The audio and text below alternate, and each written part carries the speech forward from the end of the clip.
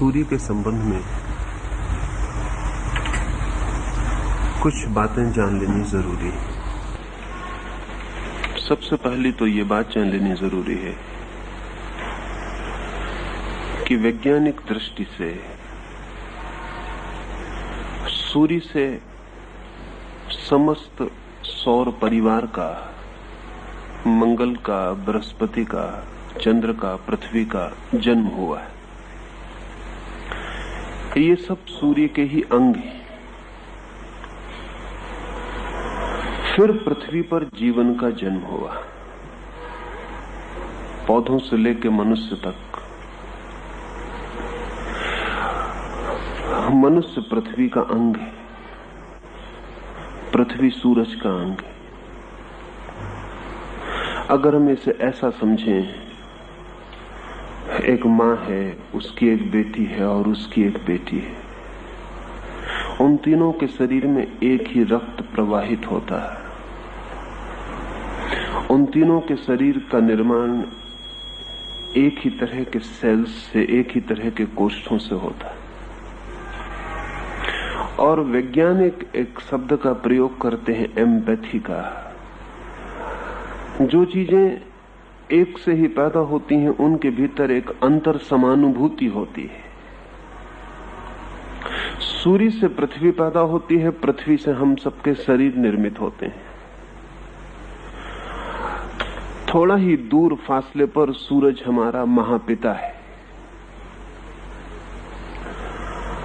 सूर्य पर जो भी घटित होता है वो हमारे रोम रोम में स्पंदित होता है, होगा ही, क्योंकि हमारा रोम रोम भी सूर्य से ही निर्मित है। सूर्य इतना दूर दिखाई पड़ता है, इतना दूर नहीं है। हमारे रक्त के एक एक कण में और हड्डी के एक एक टुकड़े में सूर्य के ही अणुओं का वास है। हम सूर्य के ही टुकड़े। और यदि सूर्य से हम प्रभावित होते हों तो इसमें कुछ आश्चर्य नहीं। एम्पैथी है, समानुभूति है। समानुभूति को भी थोड़ा समझ लेना जरूरी है, तो ज्योतिष के एक आयाम में प्रवेश हो सकेगा। कल मैंने जुड़वा बच्चों की बात आपसे की। अगर एक ही अंडे से पैदा हुए दो बच्चों को 2 कमरों में बंद कर दिया जाए, और इस तरह के बहुत से प्रयोग पिछले 50 वर्षों में किए गए। एक ही अंडज जुड़वा बच्चों को 2 कमरों में बंद कर दिया गया है। फिर दोनों कमरों में एक साथ घंटी बजाई गई है और दोनों बच्चों को कहा गया है उनको जो पहला ख्याल आता हो वो उसे कागज पर लिख लें, या जो पहला चित्र उनके दिमाग में आता हो उसे कागज पर बना लें। और बड़ी हैरानी की बात है कि अगर 20 चित्र बनवाए गए हैं दोनों बच्चों से, तो उसमें 90% दोनों बच्चों के चित्र एक जैसे हैं। उनके मन में जो पहली विचार धारा पैदा होती है, जो पहला शब्द बनता है या जो पहला चित्र बनता है, ठीक उसके ही करीब वैसा ही विचार और वैसा ही शब्द दूसरे जुड़वा बच्चे के भीतर भी बनता और निर्मित होता है। इसे वैज्ञानिक कहते हैं एम्पैथी। इन दोनों के बीच इतनी समानता है कि ये एक से प्रतिध्वनित होते हैं। इन दोनों के भीतर अनजाने मार्गों से जैसे जोड़ है, कोई कम्युनिकेशन है। सूर्य और पृथ्वी के बीच ऐसा ही कम्युनिकेशन है, ऐसा ही संवाद है प्रतिपल। और पृथ्वी और मनुष्य के बीच भी इसी तरह का संवाद है प्रतिपल। तो सूर्य, पृथ्वी और मनुष्य, उन दोनों के, तीनों के बीच निरंतर संवाद है, एक निरंतर डायलॉग है। लेकिन वो जो संवाद है, डायलॉग है, वो बहुत गुह है और बहुत आंतरिक है और बहुत सूक्ष्म है। उसके संबंध में थोड़ी सी बातें समझेंगे तो ख्याल में आएगा। अमेरिका में एक रिसर्च सेंटर है, ट्री रिंग रिसर्च सेंटर। वृक्षों में जो वृक्ष आप काटें तो वृक्ष के तने में आपको बहुत से रिंग्स, बहुत से वर्तुल दिखाई पड़ेंगे। फर्नीचर पर जो सौंदर्य मालूम पड़ता है वो उन्हीं वर्तुलों के कारण है। 50 वर्ष से ये रिसर्च केंद्र वृक्षों में जो वर्तुल बनते हैं उन पर काम कर रहा है।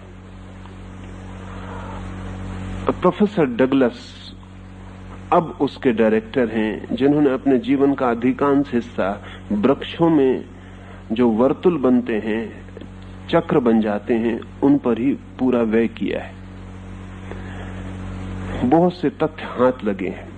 पहला तथ्य तो सभी को ज्ञात है साधारणतः कि वृक्ष की उम्र उसमें बने हुए रिंग्स के द्वारा जानी जाती, क्योंकि प्रति वर्ष एक रिंग वृक्ष में निर्मित होता है।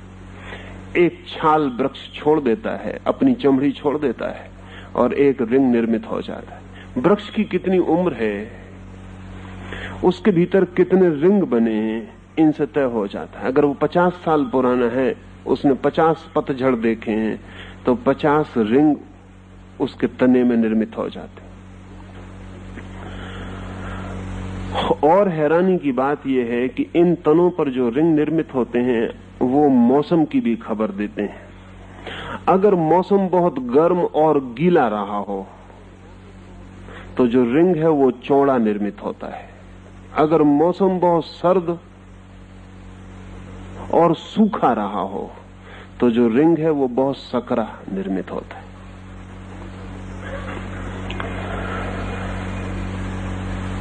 हजारों साल पुरानी लकड़ी को काट के पता लगाया जा सकता है कि उस वर्ष जब ये रिंग बना था तो मौसम कैसा था, बहुत वर्षा हुई थी या नहीं हुई थी, सूखा पड़ा था या नहीं पड़ा था। अगर बुद्ध ने कहा है कि इस वर्ष बहुत वर्षा हुई, तो जिस बोधि वृक्ष के नीचे वो बैठे थे वो भी खबर देगा कि वर्षा हुई कि नहीं हुई। बुद्ध से भूल चूक हो जाए, वो जो वृक्ष है बोधि वृक्ष, उससे भूल चूक नहीं होती। उसका रिंग बड़ा होगा, छोटा होगा। डगलस इन वर्तुलों की खोज करते करते एक ऐसी जगह पहुंच गया जिसकी उसे कल्पना भी नहीं थी। उसने अनुभव किया कि प्रत्येक 11वें वर्ष पर रिंग जितना बड़ा होता है उतना फिर कभी बड़ा नहीं होता। और वो 11 वर्ष वही वर्ष है जब सूरज पर सर्वाधिक गतिविधि होती है। हर 11वें वर्ष पर सूरज में एक रिदम, एक लयबद्धता है। हर 11 वर्ष पर सूरज बहुत सक्रिय हो जाता है, उस पर रेडियो एक्टिविटी बहुत तीव्र होती है। सारी पृथ्वी पर उस वर्ष सभी वृक्ष मोटा रिंग बनाते हैं। एकाध जगह नहीं, एकाध जंगल में नहीं, सारी पृथ्वी पर सारे वृक्ष उस वर्ष उस रेडियो एक्टिविटी से अपनी रक्षा करने के लिए मोटा रिंग बनाते हैं। वो जो सूरज पर तीव्र घटना घटती है ऊर्जा की, उससे बचाव के लिए उनको मोटी चमड़ी बनानी पड़ती है उस वर्ष, हर 11 वर्ष। इससे वैज्ञानिकों में एक नया शब्द और एक नई बात शुरू हुई। मौसम सब जगह अलग होते हैं, यहाँ सर्दी है, कहीं गर्मी है, कहीं वर्षा है, कहीं शीत है, सब जगह मौसम अलग है। इसलिए अब तक कभी पृथ्वी का मौसम, क्लाइमेट ऑफ द अर्थ, ऐसा कोई शब्द प्रयोग नहीं होता था। लेकिन अब डगलस ने इस शब्द का प्रयोग करना शुरू किया, क्लाइमेट ऑफ द अर्थ। ये सब छोटे मोटे फर्क तो हैं ही, लेकिन पूरी पृथ्वी पर भी सूरज के कारण एक विशेष मौसम चलता है जो हम नहीं पकड़ पाते लेकिन वृक्ष पकड़ते हैं।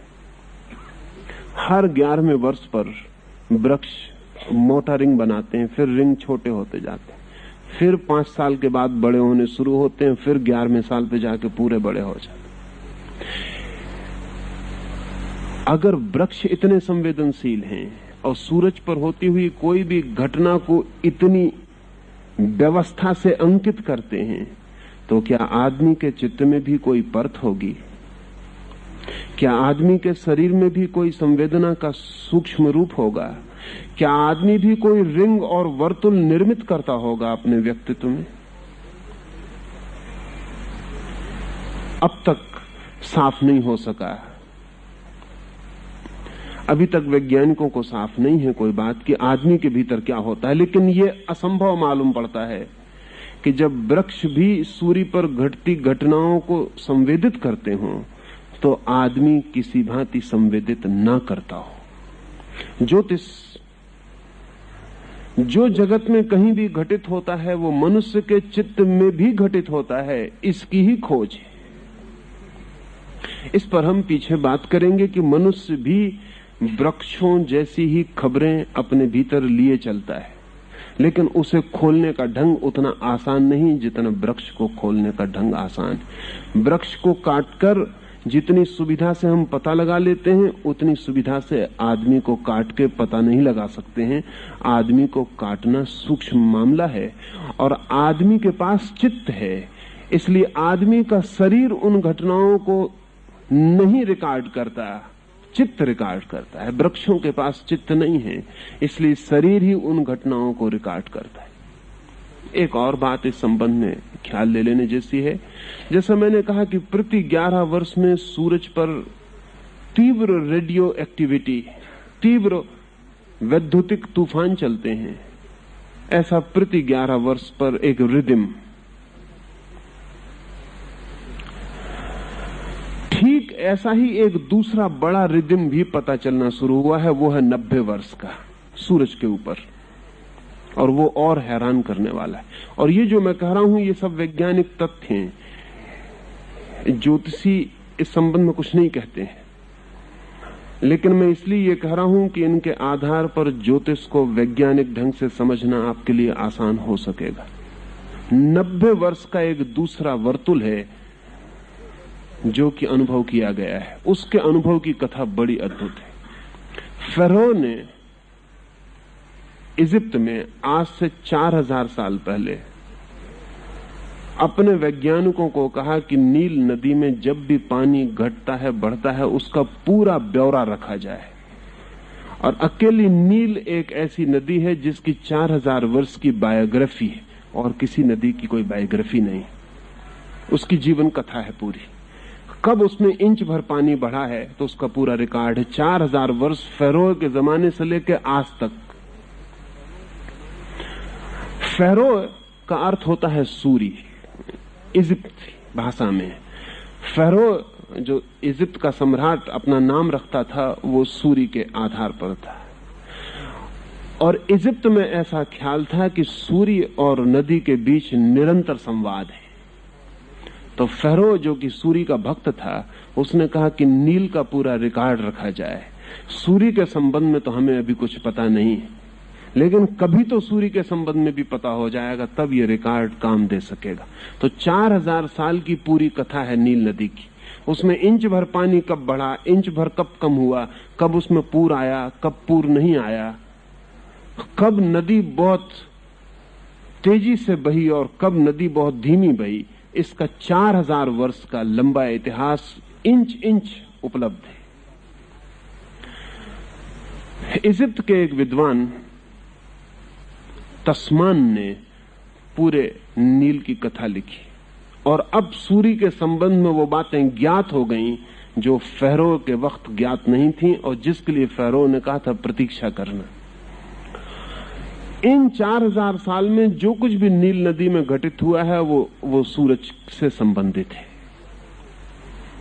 और 90 वर्ष की रिदम का पता चलता है। हर 90 वर्ष में सूर्य पर एक अभूतपूर्व घटना घटती है। वो घटना ठीक वैसी ही है जिसे हम मृत्यु कह सकते हैं या जन्म कह सकते हैं। ऐसा समझ लें कि सूर्य 90 वर्ष में 45 वर्ष तक जवान होता है और 45 वर्ष तक बूढ़ा होता है। उसके भीतर जो ऊर्जा के प्रवाह बहते हैं वो 45 वर्ष तक तो जवानी की तरफ बढ़ते हैं, क्लाइमेक्स की तरफ जाते हैं। सूरज जैसे जवान होता चला जाता है और 45 साल के बाद ढलना शुरू हो जाता है, उसकी उम्र जैसे नीचे गिरने लगती और 90 वर्ष में सूर्य बिल्कुल बूढ़ा हो जाता है। 90 वर्ष में जब सूर्य बूढ़ा होता है तब सारी पृथ्वी भूकंपों से भर जाती है। भूकंपों का संबंध 90 वर्ष के वर्तुल से। सूर्य उसके बाद फिर जवान होना शुरू होता है। वो बड़ी भारी घटना है, क्योंकि सूरज पे इतना परिवर्तन होता है कि पृथ्वी उसको कंपित हो जाए, ये बिल्कुल स्वाभाविक है। लेकिन जब पृथ्वी जैसी महाकाय वस्तु भूकंपों से भर जाती है तो आदमी जैसी छोटी सी काया में कुछ नहीं होता होगा। पृथ्वी जैसी महाकाय वस्तु जब सूरज पर परिवर्तन होते हैं, कंपित हो जाती, भूकंपों से भर जाती है, तो आदमी जैसी छोटी सी काया में कुछ भी ना होता होगा। जोशी सिर्फ यही पूछते रहे। वो कहते हैं ये असंभव है, पता हो तुम्हें या ना पता हो, लेकिन आदमी की काया भी अछूती नहीं रह सकती। 45 वर्ष जब सूरज जवान होता है, उस वक्त जो बच्चे पैदा होते हैं उनका स्वास्थ्य अद्भुत रूप से अच्छा होगा। और जब 45 वर्ष सूरज बूढ़ा होता है, उस वक्त जो बच्चे पैदा होंगे उनका स्वास्थ्य कभी भी अच्छा नहीं हो पाता।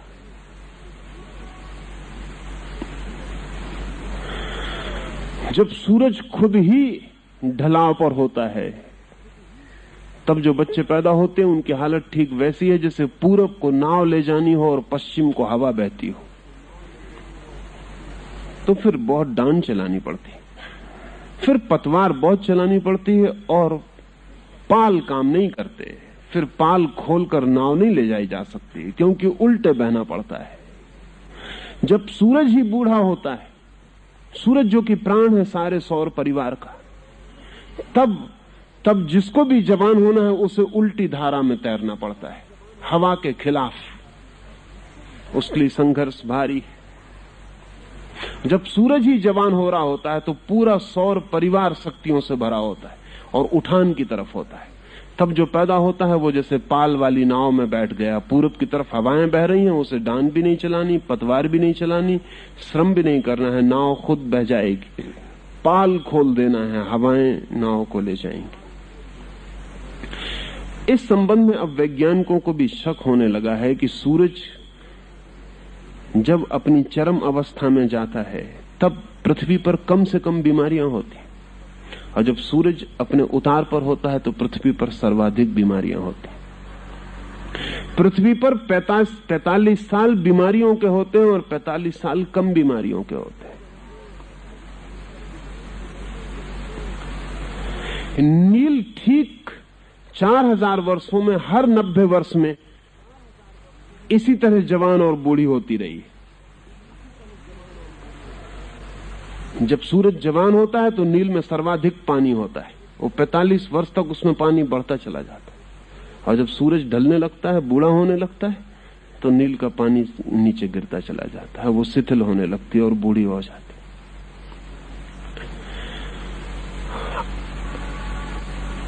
आदमी इस विराट जगत में कुछ अलग थलग नहीं है, इस सबका इकट्ठा जोड़ है। अब तक हमने जो भी श्रेष्ठतम घड़ियां बनाई हैं वो कोई भी उतनी टू द टाइम, उतना ठीक से समय नहीं बताती जितनी पृथ्वी बताती। पृथ्वी अपनी कील पर 23 घंटे 56 मिनट में एक चक्कर पूरा करती। उसी के आधार पर 24 घंटे का हमने हिसाब तैयार किया हुआ है और हमने घड़ी बनाई हुई। अब पृथ्वी काफी बड़ी चीज है, अपनी कील पर वो ठीक 23 घंटे 56 मिनट में एक चक्र पूरा करती। और अब तक कभी भी ऐसा नहीं समझा गया था कि पृथ्वी कभी भी भूल करती है, एक सेकंड की भी। लेकिन कारण कुल इतना था कि हमारे पास जांचने के बहुत ठीक उपाय नहीं थे और हमने साधारण जांच की थी। लेकिन जब 90 वर्ष का वर्तुल पूरा होता है सूर्य का, तो पृथ्वी की घड़ी एकदम डगमगा जाती है। उस क्षण में पृथ्वी ठीक अपना वर्तुल पूरा नहीं कर पाती। 11 वर्ष में जब सूरज पर उत्पात होता है तब भी पृथ्वी डगमगा जाती है, उसकी घड़ी गड़बड़ हो जाती है। जब भी पृथ्वी की रोज अपनी यात्रा में नए नए प्रभावों के अंतर्गत आती, जब भी कोई नया प्रभाव, कोई नया कॉस्मिक इन्फ्लुएंस, कोई महातारा करीब हो जाता है। करीब का मतलब इस महाकाश में बहुत दूर होने पर भी चीजें बहुत करीब हैं, जरा सा करीब आ जाता है। हमारी भाषा बहुत समर्थ नहीं है, क्योंकि जब हम कहते हैं जरा सा करीब आ जाता, हम सोचते हैं कि शायद जैसे हमारे पास कोई आदमी आ गया। नहीं, फासले बहुत बड़े हैं। उन फासलों में जरा सा अंतर पड़ जाता है जो कि हमें कहीं पता भी नहीं चलेगा, तो भी पृथ्वी की कील डगमगा जाती है। पृथ्वी को हिलाने के लिए बड़ी शक्ति की जरूरत है, इंच भर हिलाने के लिए भी। तो महाशक्तियां जब गुजरती हैं पृथ्वी के पास से तभी वो हिल पाती, लेकिन वो महाशक्तियां जब पृथ्वी के पास से गुजरती हैं तो हमारे पास से भी गुजरती हैं। और ऐसा नहीं हो सकता कि जब पृथ्वी कंपित होती तो उस पर लगे हुए वृक्ष कंपित ना हो, और ऐसा भी नहीं हो सकता कि जब पृथ्वी कंपित होती तो उस पर जीता और चलता हुआ मनुष्य कंपित ना हो। सब कब जाता है, लेकिन कंपन इतने सूक्ष्म हैं कि हमारे पास कोई उपकरण नहीं थे अब तक कि हम जांच करते कि पृथ्वी कब जाती है, लेकिन अब तो उपकरण है। सेकंड के 1000वें हिस्से में भी कंपन होता है तो हम पकड़ लेते हैं, लेकिन आदमी के कंपन को पकड़ने के उपकरण अभी भी हमारे पास नहीं। वो मामला और भी सूक्ष्म। आदमी इतना सूक्ष्म है और होना जरूरी है, अन्यथा जीना मुश्किल हो जाए। अगर 24 घंटे आपको चारों तरफ के प्रभावों का पता चलता रहे तो आप जी ना पाए। आप जी सकते हैं तभी जबकि आपको आसपास के प्रभावों का कोई पता नहीं चलता। एक और नियम है, वो नियम यह है कि ना तो हमें अपनी शक्ति से छोटे प्रभावों का पता चलता है और ना अपनी शक्ति से बड़े प्रभावों का पता चलता है। हमारे प्रभाव के पता चलने का एक दायरा है। जैसे समझ लें कि बुखार चढ़ता है तो 98 डिग्री हमारी एक सीमा है और 110 डिग्री हमारी दूसरी सीमा। 12 डिग्री में हम जीते। 90 डिग्री गिर जाए तो हम समाप्त हो जाते हैं, उधर 110 डिग्री के बाहर चला जाए तो हम समाप्त हो जाते हैं। लेकिन क्या आप समझते हैं दुनिया में गर्मी 12 डिग्रियों की? आदमी 12 डिग्री के भीतर जीता है। दोनों सीमाओं के इधर उधर गया कि खो जाएगा। उसको एक बैलेंस है, 98 और 110 के बीच में उसको अपने को संभाले रखना है। ठीक ऐसा बैलेंस सब जगह है। मैं आपसे बोल रहा हूं, आप सुन रहे हैं। अगर मैं बहुत धीमे बोलूं तो ऐसी जगह आ सकती है कि मैं बोलूं और आप ना सुन पाए।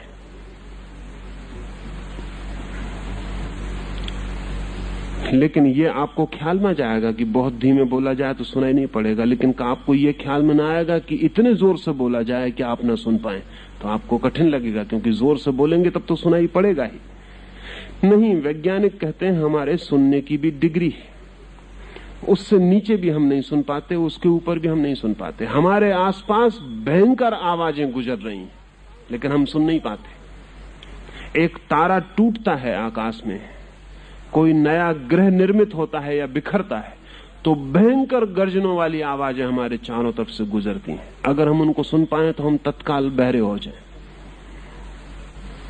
लेकिन हम सुरक्षित हैं क्योंकि हमारे कान सीमा में ही सुनते हैं।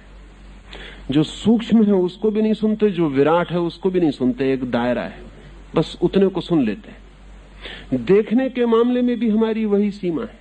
हमारी सभी इंद्रियां एक दायरे के भीतर, न उसके ऊपर न उसके नीचे। इसीलिए आपका कुत्ता है वो आपसे ज्यादा सूंघ लेता है, उसका दायरा सूंघने का आपसे बड़ा है। जो आप नहीं सूंघ पाते कुत्ता सूंघ लेता है। जो आप नहीं सुन पाते आपका घोड़ा सुन लेता है, उसको सुनने का दायरा आपसे बड़ा है। 1-1.5 मील दूर सिंह आ जाए तो घोड़ा चौंक के खड़ा हो जाता है। 1.5 मील के फासले पर उसे गंध आती, आपको कुछ पता नहीं चलता। अगर आपको सारी गंध आने लगे, जितनी गंध आपके चारों तरफ चल रही हैं, तो आप विक्षिप्त हो जाएं। मनुष्य एक कैप्सूल में बंद है, उसकी सीमांत है, उसकी बाउंड्रीज है। आप रेडियो लगाते हैं और आवाज सुनाई पड़नी शुरू हो जाती। क्या आप सोचते हैं जब रेडियो लगाते हैं तब आवाज आनी शुरू होती? आवाज तो पूरे समय बहती ही रहती है, आप रेडियो लगाएं या ना लगाएं। लगाते हैं तब रेडियो पकड़ लेता है, बहती तो पूरे वक्त रहती। दुनिया में जितने रेडियो स्टेशन हैं सबकी आवाजें अभी इस कमरे से गुजर रही हैं।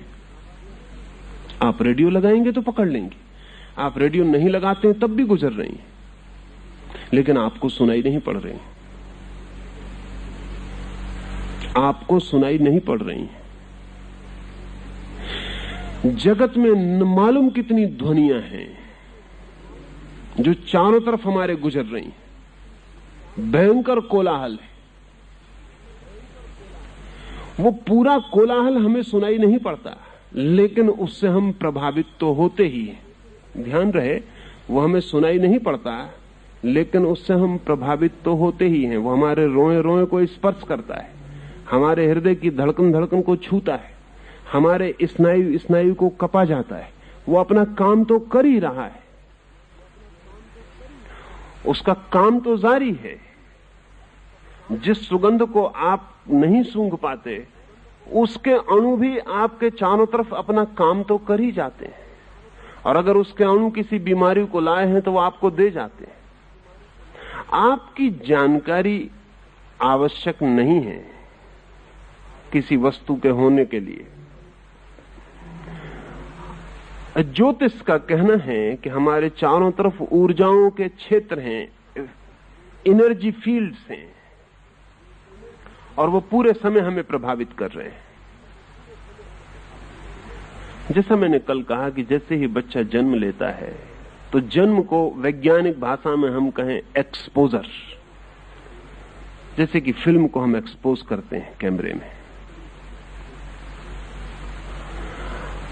जरा सा शटर आप दबाते हैं, एक क्षण के लिए कैमरे की खिड़की खुलती है और बंद हो जाती है। उस क्षण में जो भी कैमरे के समक्ष आ जाता है वो फिल्म पर अंकित हो जाता है।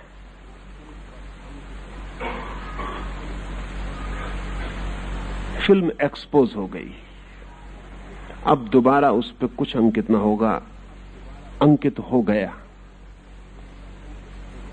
और अब ये फिल्म उस आकार को सदा अपने भीतर लिए रहेगी।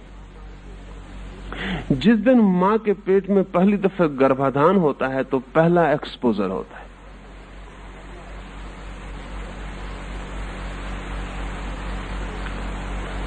जिस दिन मां के पेट से बच्चा बाहर आता है, जन्म लेता है, उस दिन दूसरा एक्सपोजर होता है।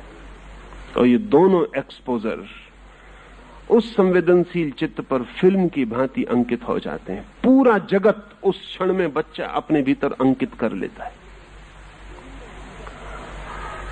और उसकी सिंपैथीज निर्मित हो जाती हैं। ज्योतिष इतना ही कहता है कि यदि वो बच्चा जब पैदा हुआ है तब अगर रात है, और जान के आप हैरान होंगे कि 70 से लेकर 90% तक बच्चे रात में पैदा होते हैं। ये थोड़ा हैरानी का है, क्योंकि आमतौर से 50% होने चाहिए। 24 घंटे का हिसाब है, इसमें कोई हिसाब भी ना हो, बेहिसाब भी बच्चे पैदा हों तो 12 घंटे रात, 12 घंटे दिन, साधारण संयोग और कॉम्बिनेशन से ठीक है 50% हो जाए, कभी भूल चूक 2-4% इधर उधर हो, लेकिन 90% तक बच्चे रात में जन्म लेते हैं। 10% बच्चे मुश्किल से जन्म दिन में लेते हैं। अकारण नहीं हो सकती ये बात, इसके पीछे बहुत कारण है। समझे, एक बच्चा रात में जन्म लेता है तो उसका जो एक्सपोजर है, उसके चित्त की जो पहली घटना है इस जगत में अवतरण की, वो अंधेरे से संयुक्त होती है, प्रकाश से संयुक्त नहीं होती।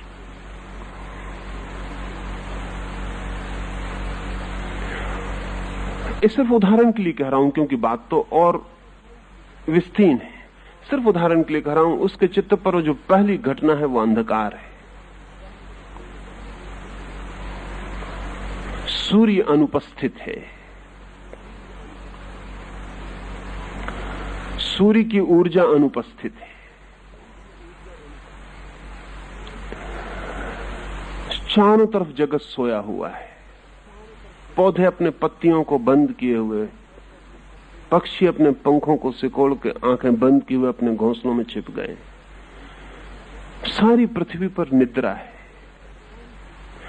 हवा के कण कण में चारों तरफ नींद है, सब सोया हुआ है, जागा हुआ कुछ भी नहीं है।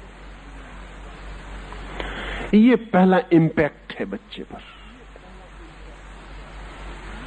अगर हम बुद्ध और महावीर से पूछें तो वो कहेंगे कि अधिक बच्चे इसलिए रात में जन्म लेते हैं क्योंकि अधिक आत्माएं सोई हुई हैं, एस्लीप। दिन को वो नहीं चुन सकते पैदा होने के लिए, दिन को चुनना कठिन है। और हजार कारण हैं, और हजार कारण हैं। एक कारण महत्वपूर्ण है ये भी, अधिकतम लोग सोए हुए हैं, अधिकतम लोग तंद्रित हैं, अधिकतम लोग निद्रा में हैं, अधिकतम लोग आलस्य में, प्रमाद में हैं। सूर्य के जागने के साथ उनका जन्म ऊर्जा का जन्म होगा। सूर्य के डूबे हुए अंधेरे की आड़ में उनका जन्म नींद का जन्म होगा। रात में एक बच्चा पैदा हो रहा है तो एक्सपोजर एक तरह का होने वाला है, जैसे कि हमने अंधेरे में एक फिल्म खोली हो या प्रकाश में एक फिल्म खोली हो, तो एक्सपोजर भिन्न होने वाले। एक्सपोजर की बात थोड़ी और समझ लेनी चाहिए क्योंकि वो ज्योतिष के बहुत गहराइयों से संबंधित है। जो वैज्ञानिक एक्सपोजर के संबंध में खोज करते हैं कि एक्सपोजर की घटना बहुत बड़ी है, छोटी घटना नहीं है, क्योंकि जिंदगी भर वो आपका पीछा करेगी। एक मुर्गी का बच्चा पैदा होता है, पैदा हुआ कि भागने लगता है मुर्गी के पीछे। हम कहते हैं कि मां के पीछे भाग रहा है, वैज्ञानिक कहते हैं नहीं, मां से कोई संबंध नहीं है, एक्सपोजर। हम कहते हैं अपनी मां के पीछे भाग रहा है, लेकिन वैज्ञानिक कहते हैं नहीं। पहले हम भी ऐसे सोचते थे कि मां के पीछे भाग रहा है, लेकिन बात ऐसी नहीं। और जब सैकड़ों प्रयोग किए गए तो बात सही हो गई है। वैज्ञानिकों ने सैकड़ों प्रयोग किए, मुर्गी का बच्चा टूट रहा है, अंडा फूट रहा है, चूजा बाहर निकल रहा है, तो उन्होंने मुर्गी को हटा लिया, उसकी जगह रबर का गुब्बारा रख दिया। बच्चे ने जिस चीज को पहली दफा देखा वो रबर का गुब्बारा था, मां नहीं थी। आप चकित होंगे ये जान के कि वो बच्चा एक्सपोज्ड हो गया। इसके बाद वो रबर के गुब्बारे को ही मां की तरह प्रेम कर सका, फिर वो अपनी मां को नहीं प्रेम कर सका। रबर का गुब्बारा हवा में उधर उधर जाएगा तो वो पीछे भागेगा, उसकी मां भागती रहेगी तो उसकी फिक्र ही नहीं करेगा। रबर के गुब्बारे के प्रति वो आश्चर्यजनक रूप से संवेदनशील हो गया। जब थक जाएगा तो गुब्बारे के पास टिक के बैठ जाएगा, वो गुब्बारे को प्रेम करने की कोशिश करेगा, वो गुब्बारे से चोंच लड़ाने की कोशिश करेगा, लेकिन मां से नहीं। इस संबंध में बहुत काम लॉरेंज नाम के एक वैज्ञानिक ने किया, और उसका कहना है कि वो जो फर्स्ट मूवमेंट एक्सपोजर है वो बड़ा महत्वपूर्ण है। वो मां से इसलिए संबंधित हो जाता है, मां होने की वजह से नहीं, फर्स्ट एक्सपोजर की वजह से। इसलिए नहीं कि वो मां है इसलिए उसके पीछे दौड़ता है, इसलिए कि वही सबसे पहले उसको उपलब्ध होती है, इसलिए पीछे दौड़ता है। अभी इस पर और काम चला है।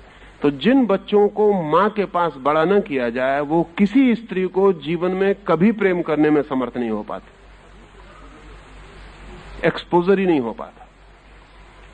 अगर एक बच्चे को उसकी मां के पास बड़ा न किया जाए तो स्त्री का जो प्रतिबिंब उसके मन में बनना चाहिए वो बनता ही नहीं। और अगर पश्चिम में आज होमोसेक्सुअलिटी बढ़ती हुई है तो उसके एक बुनियादी कारणों में वो कारण हेट्रोसेक्सुअल विजातीय यौन के प्रति जो प्रेम है वो पश्चिम में कम होता चला जाता है, और सजातीय यौन के प्रति प्रेम बढ़ता चला जाता है, जो विकृति है। लेकिन वो विकृति होगी क्योंकि दूसरे यौन के प्रति जो प्रेम है पुरुष का स्त्री के प्रति और स्त्री का पुरुष के प्रति, वो बहुत सी शर्तों के साथ है। पहला तो एक्सपोजर जरूरी है।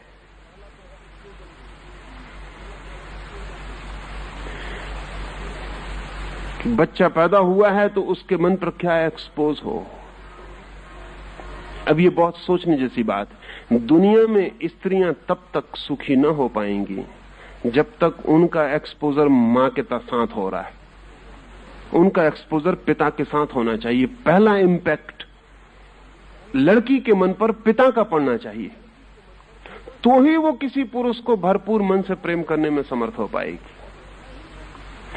अगर पुरुष स्त्री से जीत जाता है तो उसका कुल कारण इतना है कि लड़के और लड़कियां दोनों ही मां के पास बड़े होते हैं। तो लड़के का एक्सपोजर तो बिल्कुल ठीक होता है स्त्री के प्रति, लेकिन लड़की का एक्सपोजर बिल्कुल ठीक नहीं होता। इसलिए जब तक दुनिया में लड़की को पिता का एक्सपोजर नहीं मिलता, तब तक स्त्रियां कभी भी पुरुष के समकक्ष खड़ी नहीं हो सकेंगी, न राजनीति के द्वारा, न नौकरी के द्वारा, न आर्थिक स्वतंत्रता के द्वारा, क्योंकि मनोवैज्ञानिक अर्थों में एक कमी उनमें रह जाती। वो अब तक की पूरी संस्कृति उस कमी को पूरा नहीं कर पाई। अगर ये छोटा सा गुब्बारा या मुर्गी या मां, इनका एक्सपोजर प्रभावी करता है इतना ज्यादा कि व्यक्ति का चित्त सदा के लिए उससे निर्मित हो जाता है। ज्योतिष कहता है कि जो भी चारों तरफ मौजूद है, द होल यूनिवर्स, वो सभी का सभी उस एक्सपोजर के क्षण में, उस चित्त के खुलने के क्षण में भीतर प्रवेश कर जाता है और जीवन भर की सिंपैथीज और एंटीपैथीज निर्मित हो जाती है। उस क्षण जो नक्षत्र पृथ्वी को चारों तरफ से घेरे हुए हैं, नक्षत्र घेरे हुए हैं, उसका कुल मतलब इतना कि उस क्षण पृथ्वी के ऊपर जिन नक्षत्रों की रेडियो एक्टिविटी का प्रभाव पड़ रहा है। अब वैज्ञानिक मानते हैं कि प्रत्येक ग्रह की रेडियो एक्टिविटी अलग है। जैसे वीनस, उससे जो रेडियो सक्रिय तत्व हमारी तरफ आते हैं वो चांद के रेडियो सक्रिय तत्वों से भिन्न है। या जैसे जुपिटर, उससे जो रेडियो तत्व हम तक आते हैं वो सूर्य के रेडियो तत्वों से भिन्न है, क्योंकि इन प्रत्येक ग्रहों के पास अलग तरह की गैसों और अलग तरह के तत्वों का वातावरण है। उन सबसे अलग अलग प्रभाव पृथ्वी की तरफ आते हैं।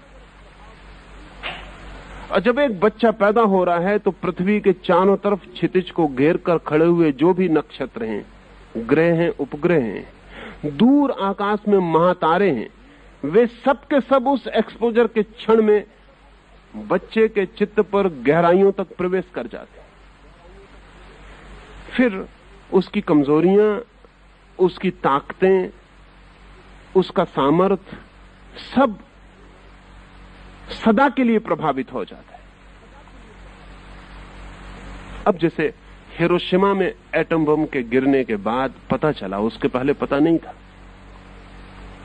हिरोशिमा में एटम जब तक नहीं गिरा था तब तक इतना ख्याल था कि एटम गिरेगा तो लाखों लोग मरेंगे, लेकिन यह पता नहीं था कि पीढ़ियों तक आने वाले बच्चे प्रभावित हो जाएंगे। हिरोशिमा और नागासाकी में जो लोग मर गए, वो तो एक क्षण की बात थी, समाप्त हो गए। लेकिन हिरोशिमा में जो वृक्ष बच गए, जो जानवर बच गए, जो पक्षी बच गए, जो मछलियां बच गईं, जो आदमी बच गए, वो सदा के लिए प्रभावित हो गए। अब वैज्ञानिक कहते हैं कि 10 पीढ़ियों में हमें पूरा अंदाज लग पाएगा कि क्या क्या परिणाम हुए, क्योंकि इनका सब कुछ रेडियो एक्टिविटी से प्रभावित हो गया। अब जो स्त्री बच गई है उसके शरीर में जो अंडे हैं वो प्रभावित हो गए। अब वो अंडे, कल उनमें से एक अंडा बच्चा बनेगा। वो बच्चा वैसे बच्चा नहीं होगा जैसा साधारणता होता, क्योंकि एक विशेष तरह की रेडियो सक्रियता उस अंडे में प्रवेश कर गई। वो लंगड़ा हो सकता है, लूला हो सकता है, अंधा हो सकता है, उसकी 4 आंखें भी हो सकती हैं, 8 हाथ भी हो सकते हैं, कुछ भी हो सकता है। अभी हम कुछ भी नहीं कह सकते कि वो कैसा होगा।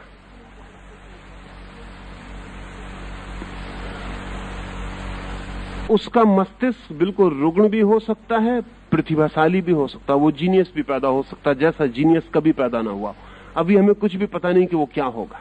इतना पक्का पता है कि जैसा होना चाहिए था साधारण आदमी, वैसा वो नहीं होगा।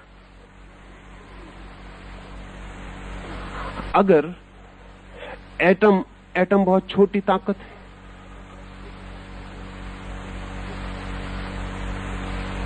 हमारे लिए बहुत बड़ी ताकत है। एक एटम 1,20,000 आदमियों को मार पाया हिरोशिमा नागासाकी में। वो बहुत छोटी ताकत है। सूर्य के ऊपर जो ताकत है उसका हम इससे कोई हिसाब नहीं लगा सकते। जैसे अरबों एटम बॉम्ब एक साथ फूट रहे हो, उतनी रेडियो एक्टिविटी सूरज के ऊपर है। और असाधारण है ये, क्योंकि सूरज 4 अरब वर्षों से तो पृथ्वी को ही गर्मी दे रहा है, और उससे पहले से। और अभी भी वैज्ञानिक कहते हैं कि कम से कम 4,000 वर्ष तक तो ठंडे होने की कोई संभावना नहीं।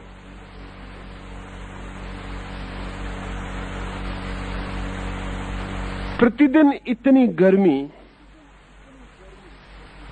10 करोड़ मील दूर है पृथ्वी से। हिरोशिमा में जो घटना घटी उसका प्रभाव 10 मील से ज्यादा दूर नहीं पड़ सकता। 10 करोड़ मील दूर सूरज है। 4 अरब वर्षों से तो वो हमें सारी गर्मी दे रहा है, फिर भी अभी रिक्त नहीं हुआ है।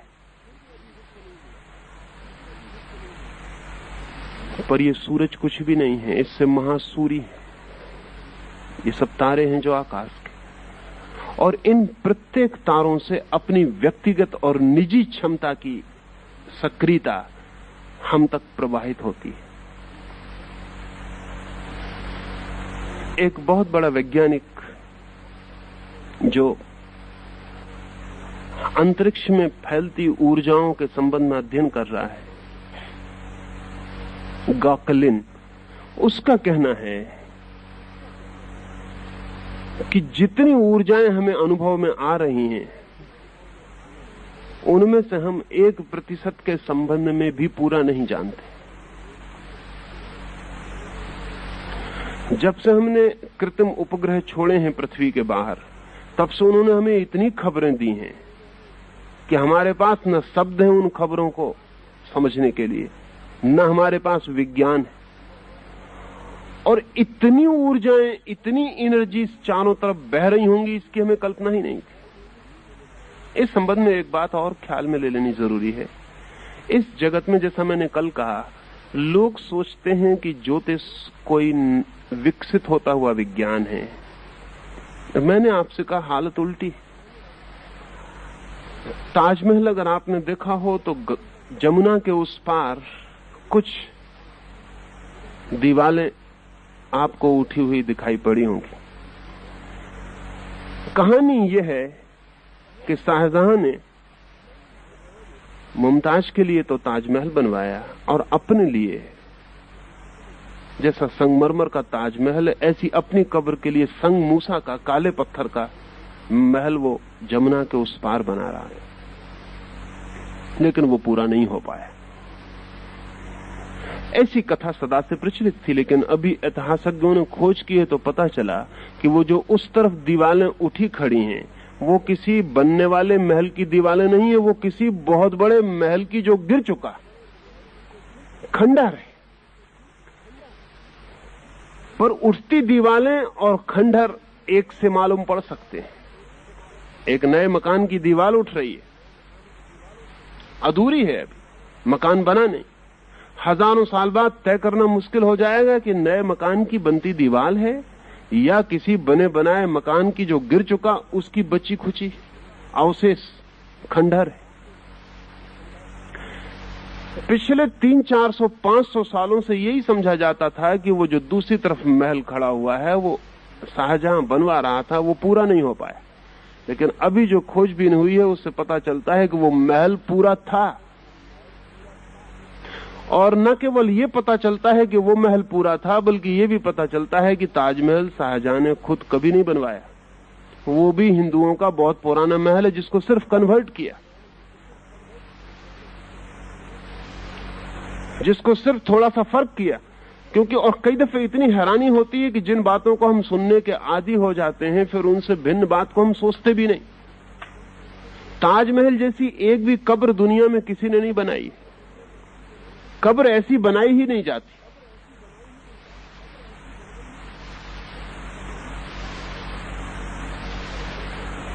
कब्र ऐसी बनाई ही नहीं जाती।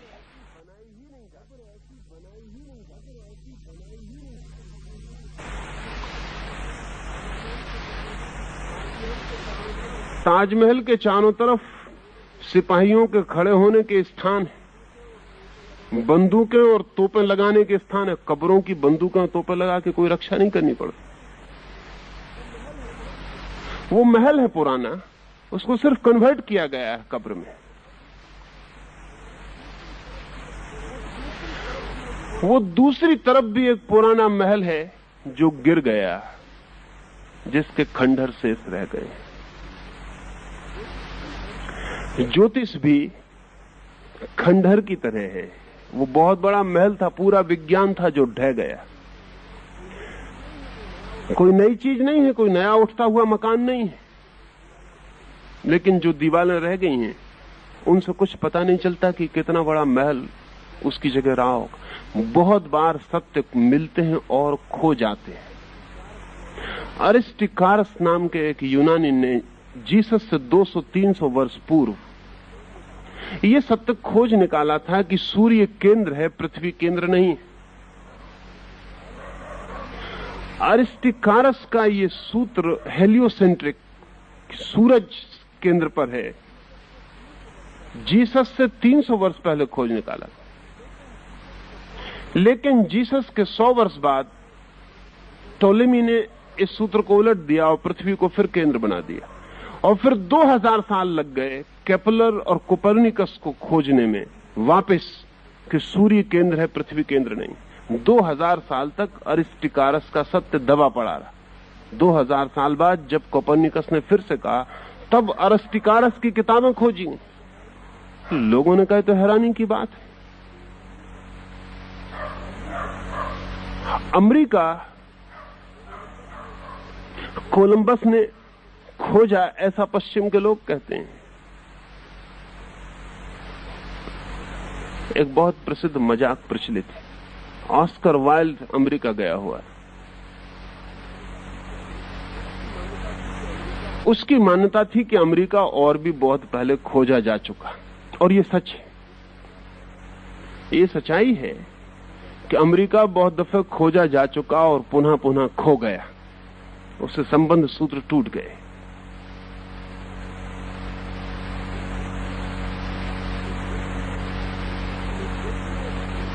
एक व्यक्ति ने ऑस्कर वाइल्ड को पूछा कि हम सुनते हैं कि आप कहते हैं अमेरिका पहले भी खोजा जा चुका है,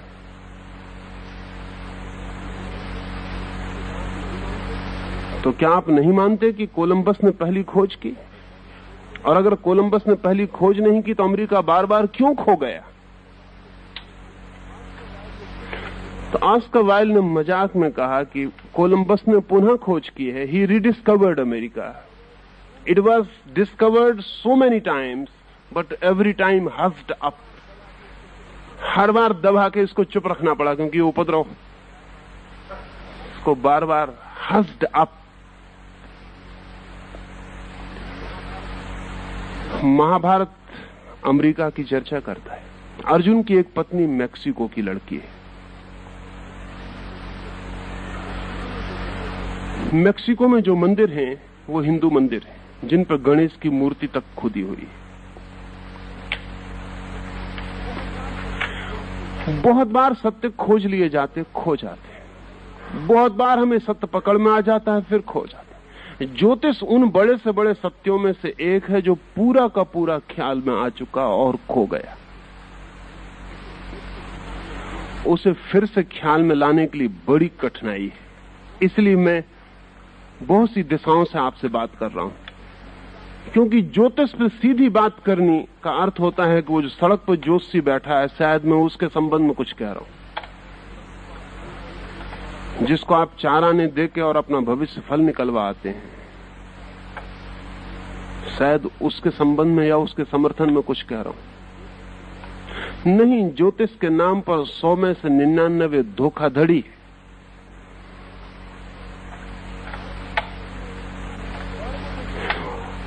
और वो जो 100वां आदमी है 99 को छोड़ के उसे समझना बहुत मुश्किल है, क्योंकि वो कभी इतना डॉगमेटिक नहीं हो सकता कि कह दे कि ऐसा होगा ही, क्योंकि वो जानता है कि ज्योतिष बहुत बड़ी घटना है, इतनी बड़ी घटना है कि आदमी बहुत झिझक के ही वहां पैर रख सकता है।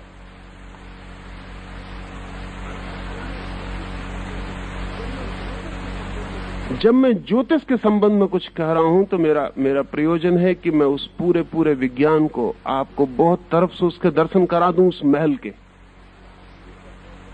तो फिर आप भीतर बहुत आश्वस्त होकर प्रवेश कर सकें।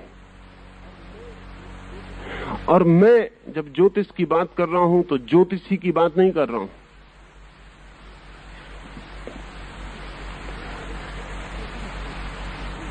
उतनी छोटी बात नहीं है, पर आदमी की उत्सुकता उसी में है कि उसे पता चल जाए कि वो उसकी लड़की की शादी इस साल होगी कि नहीं होगी।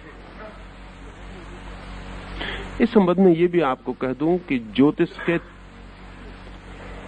3 हिस्से हैं।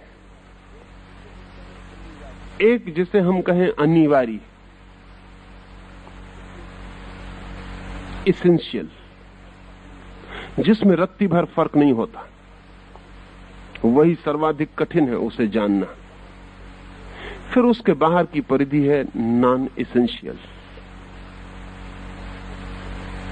जिसमें सब परिवर्तन हो सकते हैं, मगर हम उसी को जानने को उत्सुक होते हैं। और उन दोनों के बीच में एक परिधि है सेमी एसेंशियल, अर्ध अनिवार्य, जिसमें जानने से परिवर्तन हो सकते हैं, ना जानने से कभी परिवर्तन नहीं होंगे। 3 हिस्से कर लें। एसेंशियल जो बिल्कुल गहरा है, अनिवार्य जिसमें कोई अंतर नहीं हो सकता, उसे जानने के बाद उसके साथ सहयोग करने के सिवाय कोई उपाय नहीं। धर्मों ने इस अनिवार्य तत्व की खोज के लिए ही ज्योतिष की इजाद की, उस तरफ गए। उसके बाद दूसरा हिस्सा है सेमी एसेंशियल, अर्ध अनिवार्य। अगर जान लेंगे तो बदल सकते हैं, अगर नहीं जानेंगे तो नहीं बदल पाएंगे। अज्ञान रहेगा तो जो होना है वही होगा, ज्ञान होगा तो अल्टरनेटिव्स हैं, विकल्प हैं, बदलाहट हो सकती है। और तीसरा सबसे ऊपर का सरफेस, वो है नॉन एसेंशियल, उसमें कुछ भी जरूरी नहीं, सब संयोगिक। लेकिन हम जिस ज्योतिषी की बात समझते हैं वो नॉन एसेंशियल का ही मामला है। एक आदमी कहता मेरी नौकरी लग जाएगी या नहीं लग जाएगी।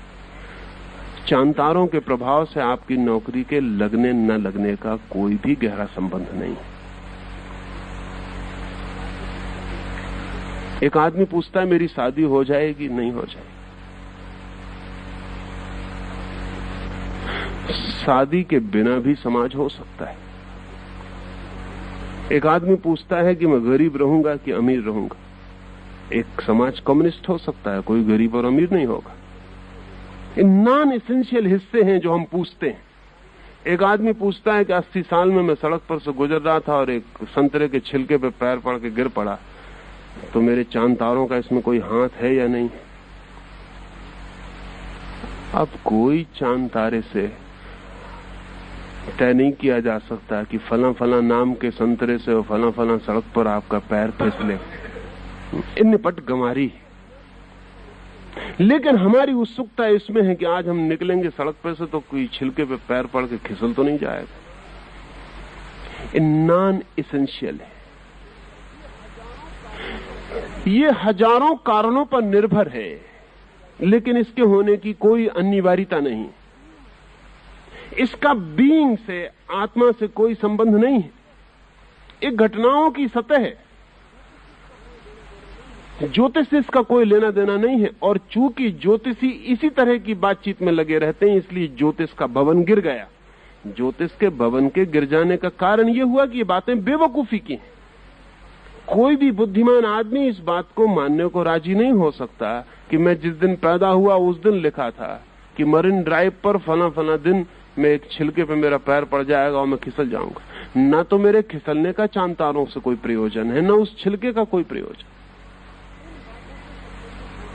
इन बातों से संबंधित होने के कारण ज्योतिष बदनाम हुआ, और हम सबकी उत्सुकता यही है कि ऐसा पता चल जाए।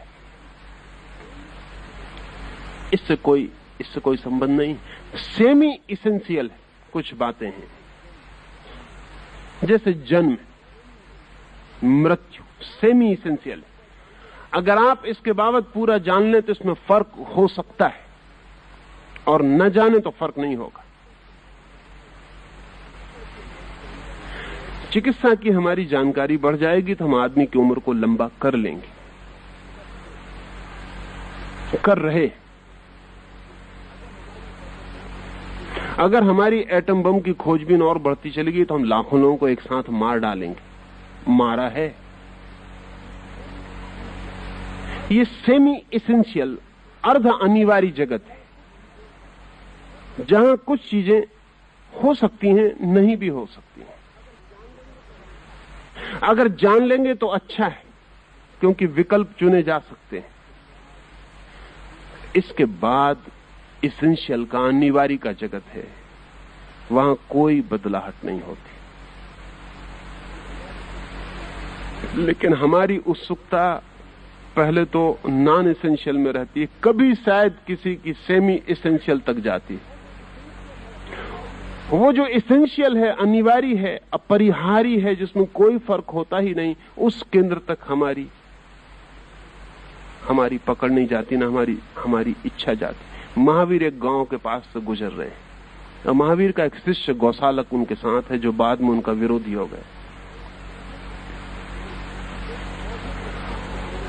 एक पौधे के पास से दोनों गुजरते हैं। गौशालक महावीर से कहता है कि सुनिए, ये पौधा लगा हुआ है, क्या सोचते हैं आप, ये फूल तक पहुंचेगा या नहीं पहुंचेगा? इसमें फूल लगेंगे नहीं लगेंगे? ये पौधा बचेगा नहीं बचेगा? इसका भविष्य है या नहीं?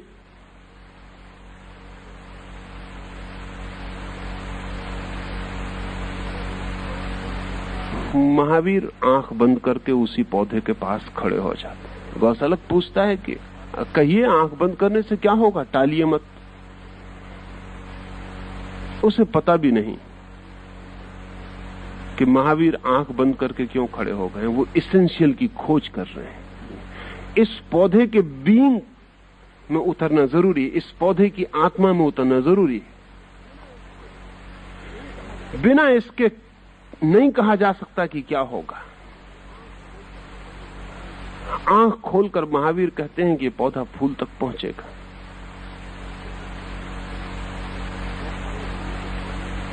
गौशालक उनके सामने ही पौधे को उखाड़ के फेंक देता है, और खिलखिला के हंसता है, क्योंकि इससे ज्यादा और अतर्क प्रमाण क्या होगा। महावीर के लिए कुछ कहने की अब और जरूरत क्या है? उसने पौधे को उखाड़ के फेंक दिया। उसने कहा कि देख लें। वो हंसता है, महावीर मुस्कुराते हैं, और दोनों अपने रास्ते चले आते हैं। 7 दिन बाद वे वापस उसी रास्ते पर लौट रहे हैं। जैसे ही महावीर और वे दोनों अपने आश्रम में पहुंचे, जहां उन्हें ठहर जाना है, बड़ी भयंकर वर्षा हुई।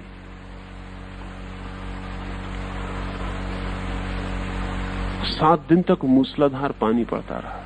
7 दिन तक निकल नहीं सके। फिर लौट रहे हैं। जब लौटते हैं तो ठीक उस जगह आके महावीर खड़े हो गए जहां वो 7 दिन पहले आंख बंद करके खड़े थे। देखा कि वो पौधा खड़ा है। जोर से वर्षा हुई, उसकी जड़ें वापस गीली जमीन को पकड़ गईं, वो पौधा खड़ा हो गया। महावीर फिर आंख बंद करके उसके पास खड़े हो गए। गौशालक बहुत परेशान हुआ, इस पौधे को फेंक गए थे।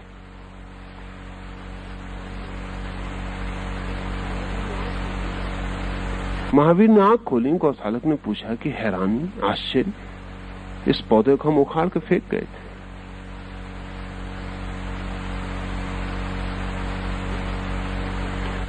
तो फिर खड़ा हो गया है। महावीर ने कहा, ये फूल तक पहुंचेगा।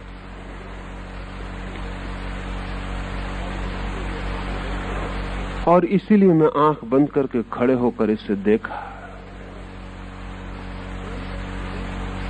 इसकी आंतरिक पोटेंशियलिटी, इसकी आंतरिक संभावना क्या है, इसके भीतर की स्थिति क्या है। तुम इसे बाहर से फेंक दोगे उठा के तो भी ये अपने पैर जमा के खड़ा हो सकेगा? ये कहीं आत्मघाती तो नहीं है, सुसाइडल इंस्टिंक्ट तो नहीं है इस पौधे में, कहीं ये मरने को उत्सुक तो नहीं है, अन्यथा तुम्हारा सहारा लेकर मर जाएगा।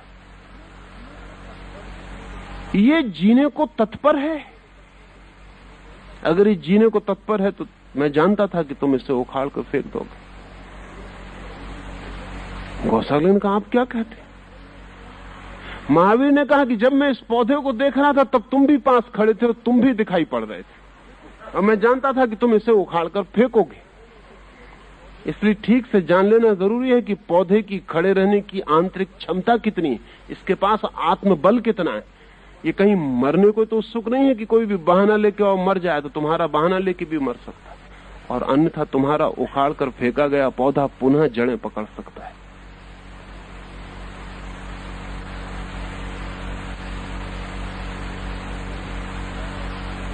गौसालक की दोबारा उस पौधे को उखाड़ के फेंकने की हिम्मत न पड़ी, डरा। पिछली बार गौसालक हंसता हुआ गया था, इस बार महावीर हंसते हुए आगे बढ़े। गौसालक रास्ते में पूछने लगा, आप हंसते क्यों? महावीर ने कहा कि मैं सोचता था कि देखें तुम्हारी सामर्थ्य कितनी है, अब तुम दोबारा इसे उखाड़ कर फेंकते हो या नहीं।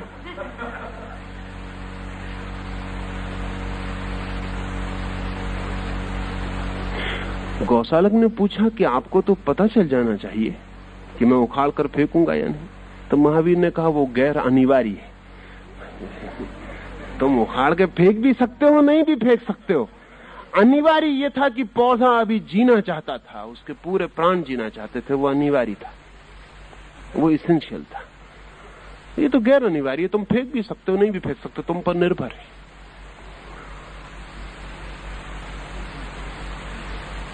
लेकिन तुम पौधे से कमजोर सिद्ध हुए हो, हार गए हो।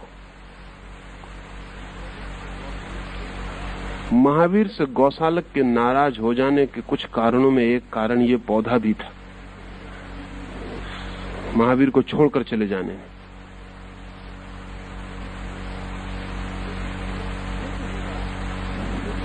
ज्योतिष का, जिस ज्योतिष की मैं बात कर रहा हूं, उसका संबंध अनिवार्य से, इसेंशियल से, फाउंडेशनल से है। आपकी उत्सुकता ज्यादा से ज्यादा सेमी इसेंशियल तक जाती है। पता लगाना चाहते हैं कितने दिन जीऊंगा, मर तो नहीं जाऊंगा,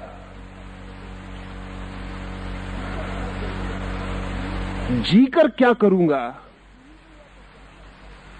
जी ही लूंगा तो क्या करूंगा, इस तक आपकी उत्सुकता नहीं पहुंचती। मरूंगा तो मरते में क्या करूंगा, इस तक आपकी उत्सुकता नहीं पहुंचती। घटनाओं तक पहुंचती, आत्माओं तक नहीं पहुंचती। जब मैं जी रहा हूं तो ये तो घटना है, सिर्फ जीकर मैं क्या कर रहा हूं, जीकर मैं क्या हूं, वो मेरी आत्मा है। जब मैं मरूंगा वो तो घटना होगी, लेकिन मरते क्षण में मैं क्या होऊंगा, क्या करूंगा, वो मेरी आत्मा होगी। हम सब मरेंगे, मरने के मामले में सबकी घटना एक सी घटेगी, लेकिन मरने के संबंध में, मरने के क्षण में हमारी स्थिति सबकी भिन्न होगी। कोई मुस्कुराते हुए मर सकता है,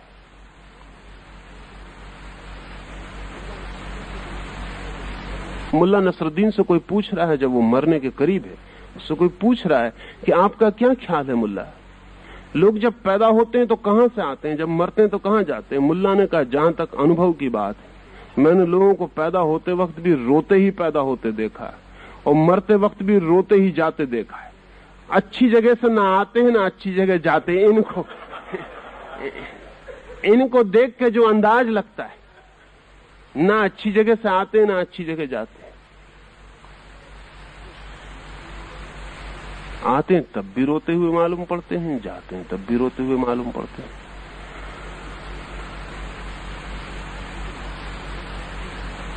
लेकिन नसरुद्दीन जैसा आदमी हंसता हुआ मर सकता है। मौत तो घटना है, लेकिन हंसते हुए मरना आत्मा है। तो आप कभी ज्योतिषी से पूछे कि मैं हंसते हुए मरूंगा कि रोते हुए? नहीं पूछा होगा। पूरी पृथ्वी पे एक आदमी नहीं पूछा ज्योतिषी जाके कि मैं मरते वक्त हंसते हुए मरूंगा कि रोते हुए मरूंगा। ये पूछने जैसी बात है, लेकिन ये एसेंशियल एस्ट्रोलॉजी से जुड़ी हुई बात है। आप पूछते हैं कब मरूंगा, जैसे मरना अपने आप में मूल्यवान है बहुत। कब तक जीऊंगा, जैसे बस जी लेना काफी है। किस लिए जीऊंगा, क्यों जीऊंगा, जीकर क्या करूंगा, जीकर क्या हो जाऊंगा, कोई पूछने नहीं चाहता। इसलिए महल गिर गया, क्योंकि वो महल गिर जाएगा जिसके आधार नॉन एसेंशियल पर रखे हो। गैर जरूरी चीजों पर जिसकी हमने दीवारें खड़ी कर दी हो, वो कैसे टिकेगा? आधारशिलाएं चाहिए। तो मैं जिस ज्योतिष की बात कर रहा हूं, वो आप जिससे ज्योतिष समझते रहे हैं उससे गहरी, उससे भिन्न, उससे आयाम और है। मैं इस बात की चर्चा कर रहा हूं कि कुछ आपके जीवन में अनिवार्य है, और वो अनिवार्य आपके जीवन में और जगत के जीवन में संयुक्त, लयबद्ध है, अलग अलग नहीं। उसमें पूरा जगत भागीदार है, उसमें आप अकेले नहीं। जब बुद्ध को ज्ञान हुआ तो बुद्ध ने दोनों हाथ जोड़कर पृथ्वी पर सिर टेक दिया। कथा है कि आकाश से देवता बुद्ध को नमस्कार करने आए थे कि वो परम ज्ञान को उपलब्ध हुए। बुद्ध को पृथ्वी पर हाथ टेके सिर रखे देखकर वो चकित हुए। उन्होंने पूछा कि तुम और किसको नमस्कार कर रहे हो, क्योंकि हम तो तुम्हें नमस्कार करने स्वर्ग से आते हैं, और हम तो नहीं जानते कि बुद्ध भी किसी को नमस्कार करे, ऐसा कोई है। बुद्ध तो आखिरी बात है। तो बुद्ध ने आंखें खोली और बुद्ध ने कहा, जो भी घटित हुआ है उसमें मैं अकेला नहीं हूं, सारा विश्व। तो इस सबको धन्यवाद देने के लिए सिर टेक दिया है। ये एसेंशियल एस्ट्रोलॉजी से बंधी हुई बात है। सारा जगत, इसलिए बुद्ध अपने भिक्षुओं से कहते थे कि जब भी तुम्हें कुछ भी भीतरी आनंद मिले तत्क्षण अनुग्रहित हो जाना समस्त जगत के, क्योंकि तुम अकेले नहीं हो। अगर सूरज ना निकलता, अगर चांद ना निकलता, अगर एक रत्ती भर भी घटना और घटी होती तो तुम्हें यह नहीं होने वाला था जो हुआ है। माना कि तुम्हें हुआ है, लेकिन सबका हाथ है, सारा जगत उसमें इकट्ठा है। एक कॉस्मिक, जागतिक अंतर संबंध का नाम ज्योतिष है। तो बुद्ध ऐसा नहीं कहेंगे कि मुझे हुआ है। बुद्ध इतने कहते हैं कि जगत को मेरे मध्य हुआ है। ये जो घटना घटी है एनलाइटनमेंट की, ये जो प्रकाश का आविर्भाव हुआ है, ये जगत ने मेरे बहाने जाना है। मैं सिर्फ एक बहाना हूं, एक क्रॉस रोड जहां सारे जगत के रास्ते आके मिल गए। कभी आपने ख्याल किया कि चौराहा बड़ा भारी होता है, लेकिन चौराहा अपने में कुछ नहीं होता। वो जो चार रास्ते आके मिले होते हैं, उन चारों को हटा लें तो चौराहा विदा हो जाता है। हम सब क्रिस क्रॉस पॉइंट्स हैं, जहां जगत की अनंत शक्तियां आके एक बिंदु को काटती हैं, वहां व्यक्ति निर्मित हो जाता है, इंडिविजुअल बन जाता है। तो वो जो सारभूत ज्योतिष है, उसका अर्थ केवल इतना ही है कि हम अलग नहीं, एक, उस एक ब्रह्म के साथ, उस एक ब्रह्मांड के साथ है, और प्रत्येक घटना भागीदार है। तो बुद्ध ने कहा है कि मुझसे पहले जो बुद्ध हुए हैं उनको नमस्कार करता हूं, और मेरे बाद जो बुद्ध होंगे उनको नमस्कार करता हूं। किसी ने पूछा कि आप उनको नमस्कार करें जो आपके पहले हुए। समझ में आता है, क्योंकि हो सकता है उनसे कोई जाना अनजाना ऋण हो, क्योंकि जो आपके पहले जान चुके हैं उनके ज्ञान ने आपको साथ दिया हो, लेकिन जो अभी हुए ही नहीं, उनसे आपको क्या लेना देना है, उनसे आपको कौन सी सहायता मिली। तो बुद्ध ने कहा जो हुए हैं उनसे भी मुझे सहायता मिली है, जो अभी नहीं हुए हैं उनसे भी मुझे सहायता मिली है। क्योंकि जहां मैं खड़ा हूं वहां अतीत और भविष्य एक हो गए हैं। वहां जो जा चुका वो उससे मिल रहा है जो अभी आने को है। वहां जो जा चुका उससे मिलन हो रहा है उसका जो अभी आने को है। वहां सूर्योदय और सूर्यास्त एक ही बिंदु पर खड़े हैं। तो मैं उन्हें भी नमस्कार करता हूं जो होंगे, उनका भी मुझ पर ऋण, क्योंकि अगर वो भविष्य में ना हो तो मैं आज ना हो सकूंगा। इसको समझना थोड़ा कठिन पड़ेगा, ये एसेंशियल एस्ट्रोलॉजी की बात। कल जो हुआ है अगर उसमें से कुछ भी खिसक जाए तो मैं ना हो सकूंगा, क्योंकि मैं एक श्रृंखला में बंधा हूं। ये समझ में आता है। अगर मेरे पिता ना हो जगत में तो मैं ना हो सकूंगा, ये समझ में आता है। क्योंकि एक कड़ी अगर विदा हो जाएगी तो मैं नहीं हो सकूंगा। अगर मेरे पिता के पिता ना हो तो मैं ना हो सकूंगा, क्योंकि कड़ी विसर्जित हो जाएगी।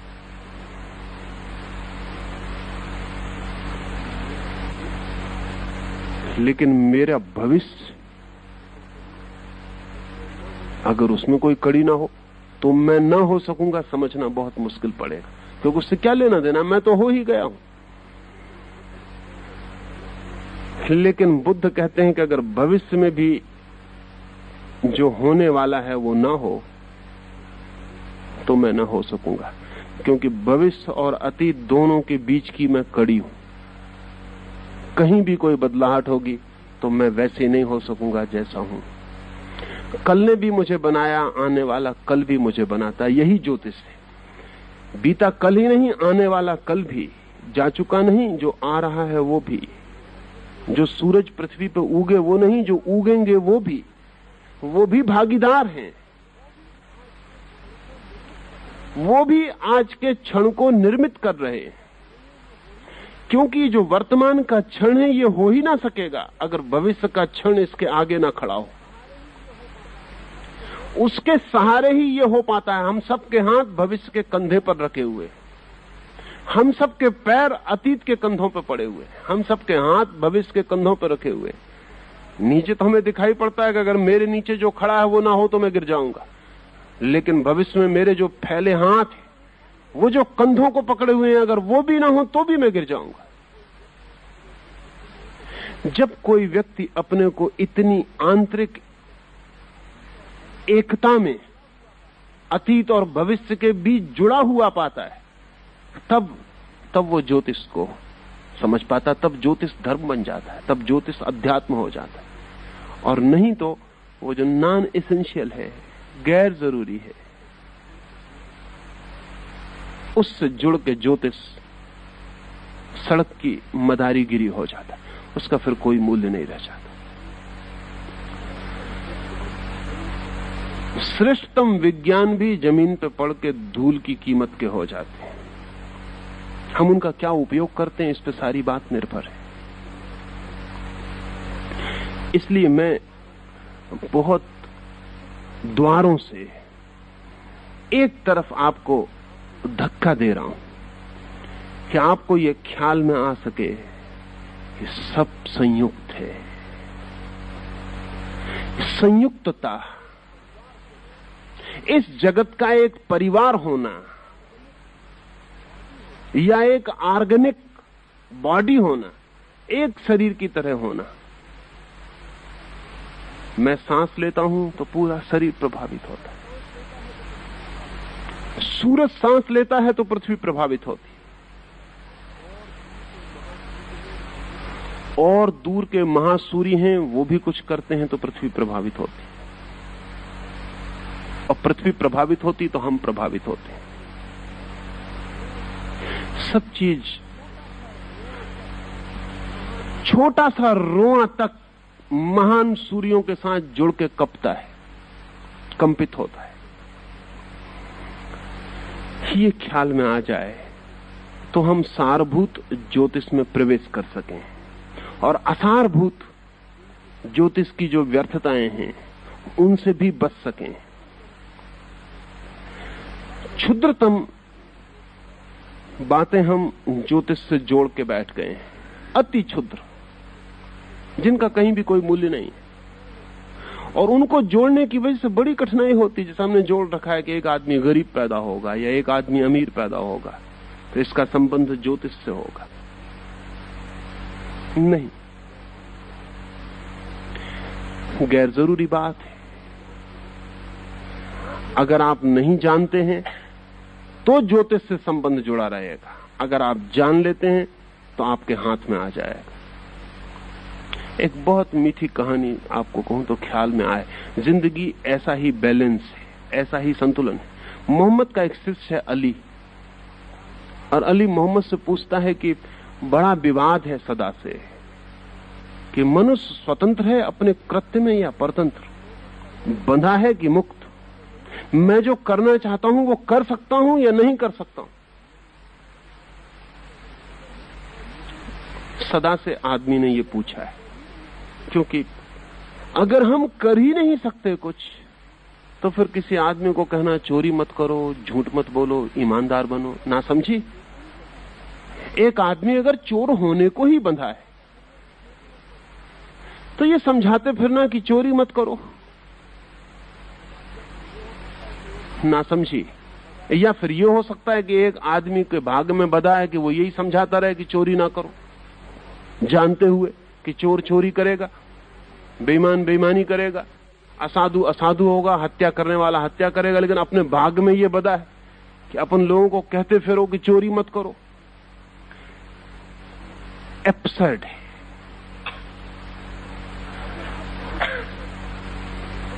अगर सब सुनिश्चित है तो समस्त शिक्षाएं बेकार है।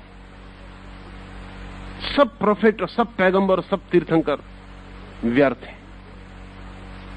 महावीर से भी लोग पूछते हैं, बुद्ध से भी लोग पूछते हैं कि अगर होना है वही होना है तो आप समझा क्यों रहे, किस लिए समझा रहे। मोहम्मद से भी अली पूछता है कि आप क्या कहते हैं। अगर महावीर से पूछा होता अली ने तो महावीर ने जटिल उत्तर दिया होता, अगर बुद्ध से पूछा होता तो बड़ी गहरी बात कही होती, लेकिन मोहम्मद ने वैसा उत्तर दिया जो अली की समझ में आ सकता था। कई बार मोहम्मद के उत्तर बहुत सीधे और साफ है। अक्सर ऐसा होता है, जो लोग कम पढ़े लिखे हैं, ग्रामीण हैं, उनके उत्तर सीधे और साफ होते हैं, जैसे कबीर के या नानक के या मोहम्मद के या जीसस के। बुद्ध और महावीर के और कृष्ण के उत्तर जटिल है। वो संस्कृति का मक्खन है। जीसस की बात ऐसी जैसे किसी ने लठ सिर पे मार दिया हो। कबीर तो कहते ही हैं, कबीरा खड़ा बाजार में लिए लुकाठी हाथ, लठ लिए बाजार में खड़े, कोई आए हम उसका सिर खोल दें। मोहम्मद ने कोई बहुत मेटाफिजिकल बात नहीं की। मोहम्मद ने कहा अली एक पैर उठा के खड़ा हो जा। अली ने कहा कि हम पूछते हैं कि कर्म करने में आदमी स्वतंत्र है कि परतंत्र। मोहम्मद ने कहा तू पहले एक पैर उठा। अली बेचारा एक पैर बायां पैर उठा के खड़ा हो गया। मोहम्मद ने कहा अब तू दायां भी उठा ले।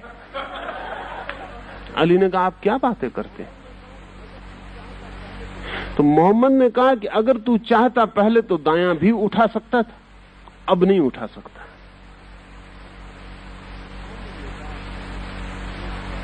तो मोहम्मद ने कहा कि एक पैर उठाने को आदमी सदा स्वतंत्र है, लेकिन एक पैर उठाती तत्काल दूसरा पैर बंध जाता है।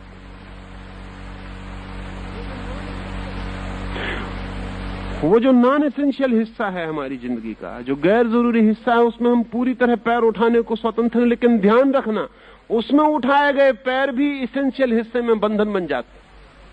वो जो बहुत जरूरी है वहां भी फंसाव पैदा हो जाता है। गैर जरूरी बातों में पैर उठाते हैं और जरूरी बातों में फंस जाते हैं।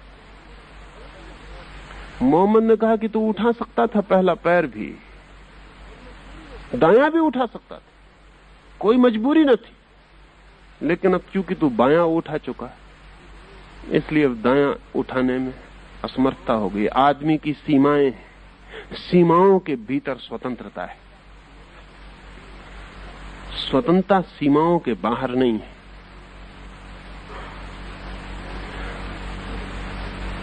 बहुत पुराना संघर्ष है आदमी के चिंतन का कि अगर आदमी पूरी तरह परतंत्र, जैसा ज्योतिषी साधारणता कहते हुए मालूम पड़ते हैं, साधारण ज्योतिषी कहते हुए मालूम पड़ते हैं सब सुनिश्चित है, जो विधि ने लिखा है वो होके रहेगा,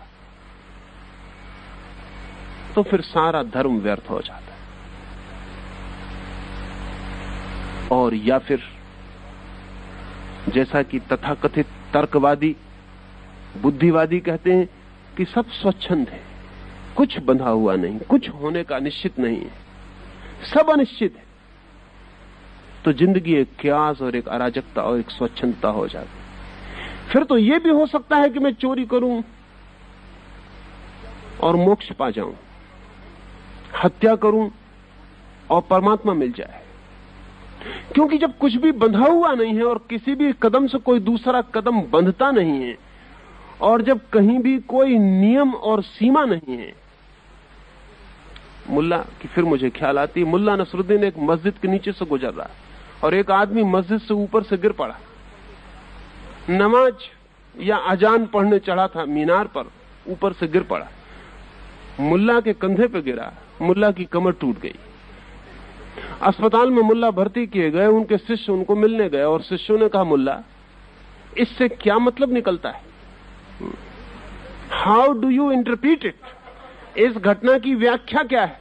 क्योंकि मुल्ला हर घटना से व्याख्या निकालते। मुल्ला ने कहा इससे साफ जाहिर होता है कि कर्म का और फल का कोई संबंध नहीं। कोई आदमी गिरता है, किसी की कमर टूट जाती है। इसलिए अब तुम कभी सैद्धांतिक विवाद में मत पड़ना।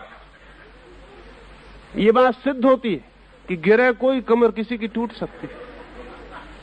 वो आदमी तो मजे में है, वो उसके ऊपर सवार हो गया था ऊपर से, हम मर गए। न हम अजान पढ़ने चढ़े, न हमने मीनार पे कोई चढ़ाव किया था, हम अपने घर लौट रहे थे, हमारा कोई संबंध ही ना था।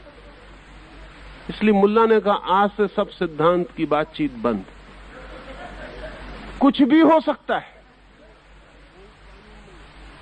कुछ भी हो सकता है, कोई कानून नहीं, अराजकता है। नाराज था, स्वाभाविक था, उसकी कमर टूट गई थी। दो विकल्प सीधे रहे। एक विकल्प तो यह है कि ज्योतिषी साधारणता, जैसे सड़क पर बैठने वाला ज्योतिषी कहता है, वो चाहे गरीब आदमी का ज्योतिषी हो और चाहे मुरारजी देसाई का ज्योतिषी हो, उससे कोई फर्क नहीं पड़ता। वो सड़क छापी है ज्योतिषी, जिससे कोई नॉन एसेंशियल पूछने जाता है कि इलेक्शन में जीतेंगे कि हार जाएंगे, जैसे कि आपके इलेक्शन से चांद तारों का कोई लेना देना। वो कहता है सब बंधा हुआ है, कुछ इंच भर यहां वहां नहीं हो सकता। वो भी गलत कहता है। और दूसरी तरफ तर्कवादी है, बुद्धिवादी है, वो कहता है किसी चीज का कोई संबंध नहीं है, कुछ भी घट रहा है संयोगिक है, चांस, कोइंसिडेंस है, संयोग है, यहां कोई नियम नहीं है, सब अराजकता है। वो भी गलत कहता है, यहां नियम है। क्योंकि वो बुद्धिवादी कभी बुद्ध की तरह आनंद से भरा हुआ नहीं मिलता। वो बुद्धिवादी धर्म और ईश्वर को और आत्मा को तर्क से इंकार तो कर लेता है, लेकिन कभी महावीर की प्रसन्नता को उपलब्ध नहीं होता। जरूर महावीर कुछ करते हैं जिससे उनकी प्रसन्नता फलित होती है, और बुद्ध कुछ करते हैं जिससे उनकी समाधि निकलती है, और कृष्ण कुछ करते हैं जिससे उनकी बांसुरी के स्वर अलग है। स्थिति तीसरी है, और तीसरी स्थिति यह है कि जो बिल्कुल सारभूत है, जो अंतरतम है, वो बिल्कुल सुनिश्चित है। जितना हम अपनी केंद्र की तरफ आते हैं उतना निश्चय के करीब आते हैं। जितना हम अपनी परिधि की तरफ, सर्कमफ्रेंस की तरफ जाते हैं, उतना संयोग के करीब जाते हैं। जितना हम बाहर की घटना की बात कर रहे हैं उतनी संयोगिक बात है। जितनी हम भीतर की बात कर रहे हैं उतनी ही नियम और विज्ञान पर उतनी ही सुनिश्चित बात हो जाए। दोनों के बीच में भी जगह है जहां बहुत रूपांतर होते हैं, जहां जानने वाला आदमी विकल्प चुन लेता है, नहीं जानने वाला अंधेरे में वही चुन लेता है जो भाग्य, जो अंधेरा, जो संयोग उसको पकड़ा देता है। 3 बातें हुई। ऐसा क्षेत्र है जहां सब सुनिश्चित है, उसे जानना सारभूत ज्योतिष को जानना है। ऐसा क्षेत्र है जहां सब अनिश्चित है, उसे जानना व्यावहारिक जगत को जानना है। और ऐसा क्षेत्र है जो दोनों के बीच में है, उसे जानकर आदमी जो नहीं होना चाहिए उससे बच जाता है, जो होना चाहिए उसे कर लेता है। और अगर परिधि पर और परिधि और केंद्र के मध्य में आदमी इस भांति जिए कि केंद्र पर पहुंच पाए तो उसकी जीवन की यात्रा धार्मिक हो जाती। और अगर इस भांति जिए कि केंद्र पर कभी ना पहुंच पाए तो उसके जीवन की यात्रा अधार्मिक हो जाती। जैसे एक आदमी चोरी करने खड़ा है, चोरी करना कोई नियति नहीं है, चोरी करनी ही पड़ेगी ऐसा कोई सवाल नहीं है। स्वतंत्रता पूरी मौजूद है। हां, करने के बाद एक पैर उठ जाएगा, दूसरा पैर फंस जाएगा। करने के बाद ना करना मुश्किल हो जाए, करने के बाद बचना मुश्किल हो जाए। किए हुए का सारा प्रभाव व्यक्तित्व को ग्रसित कर लेगा। लेकिन जब तक नहीं किया है तब तक विकल्प मौजूद है। हां और ना के बीच में आदमी का चित्त डोल रहा है। अगर वो ना कर दे तो केंद्र की तरफ आ जाएगा, अगर वो हां कर दे तो परिधि पर चला जाएगा। वो जो मध्य में है चुनाव, वहां अगर वो गलत को चुन ले तो परिधि पर फेंक दिया जाता है, और अगर सही को चुन ले तो केंद्र की तरफ आ जाता है। तो उस ज्योतिष की तरफ जो हमारे जीवन का सारभूत है। कुछ बातें मैंने कही।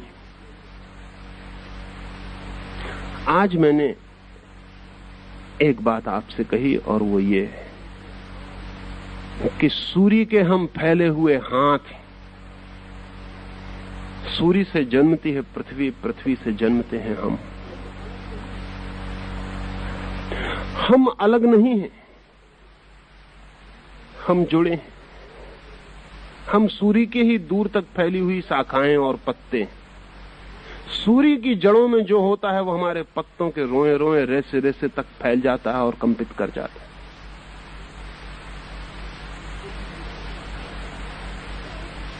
यदि ये ख्याल में हो तो हम जगत के बीच एक पारिवारिक बोध को उपलब्ध हो सकते हैं।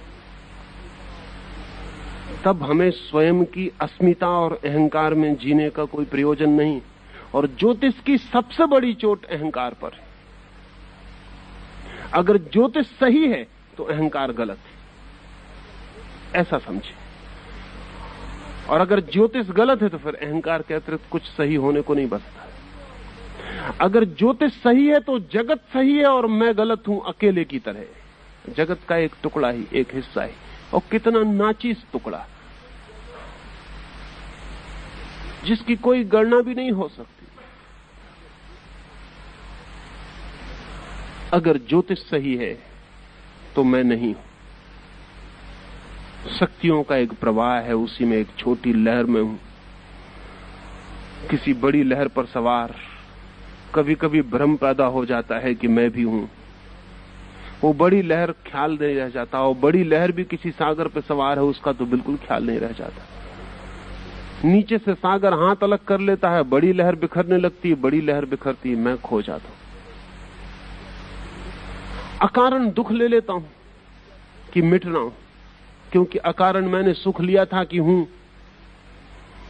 अगर उसी वक्त देख लेता कि मैं नहीं हूं, बड़ी लहर है, बड़ा सागर है, सागर की मर्जी उठता हूं, सागर की मर्जी खो जाता हूं। अगर ऐसी भावदशा बन जाती कि अनंत की मर्जी का मैं एक हिस्सा हूं तो कोई दुख न था। हां, वो तथाकथित सुख भी फिर नहीं हो सकता जो हम लेते रहते हैं। मैंने जीता, मैंने कमाया, वो सुख भी नहीं रह जाएगा, वो दुख भी नहीं रह जाएगा कि मैं मिटा, मैं बर्बाद हुआ, मैं टूट गया, मैं नष्ट हो गया, हार गया, पराजित हुआ, वो दुख भी नहीं रह जाएगा। और जब ये दोनों सुख और दुख नहीं रह जाते हैं, तब हम उस सारभूत जगत में प्रवेश करते हैं जहां आनंद है। ज्योतिष आनंद का द्वार बन जाता है। अगर हम ऐसा देखें कि वो हमारी अस्मिता को गलाता है, हमारे अहंकार को बिखेरता है, हमारी ईगो को हटा देता है। लेकिन जब हम बाजार में सड़क पर ज्योतिषी के पास जाते हैं तो अपने अहंकार की सुरक्षा के लिए पूछने की घाटा तो नहीं लगेगा।